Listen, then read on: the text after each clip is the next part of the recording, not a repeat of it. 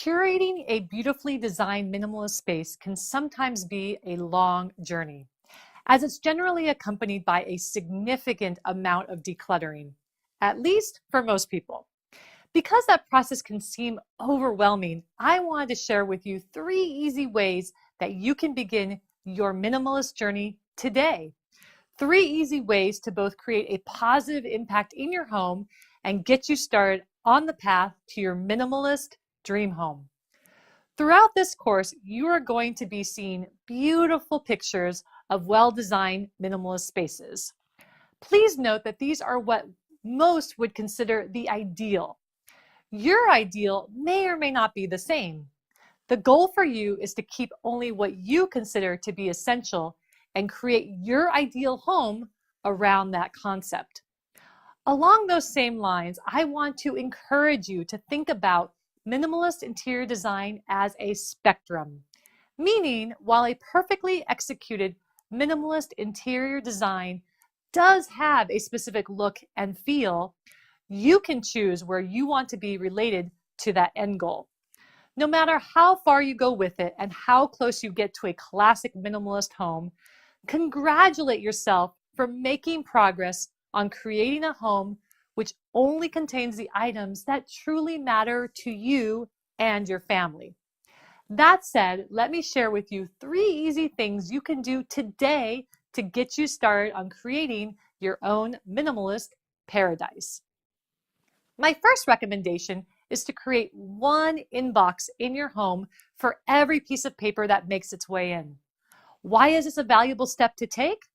Because paper is often one of the biggest causes of clutter in our home, particularly in areas like our kitchen counters, entryway console tables, desks, and home offices.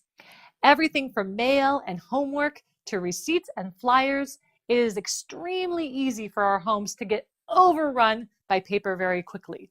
So by simply setting up a central inbox in one part of your home, such as your kitchen or your entryway, will make a huge difference in corralling that clutter. Then set aside some non-negotiable time each day or week to go through the inbox and process each piece of paper. That means either it gets processed in some way and then filed, or just thrown out, preferably recycled, of course. This is truly a great technique that can work for everybody. It may take a few false starts to stick with it, but I'm confident if you keep working at it, you will eventually cement that new habit. My second recommendation is to grab a box and do a walkthrough of every room in your house. What is your goal? To get rid of as many duplicate items in your home as possible. Many of us have these usually unnecessary and space-hogging items. Items like duplicate blenders, measuring cups, cooking utensils, tablecloths for special occasion, dress shoes in the same color, umbrellas, sewing kits, hair dryers, tools. Well, you get the idea. In nearly every situation, one of these items is all we need, but over the years, either through sales or gifts, we end up with duplicates for many items in our house that never get used.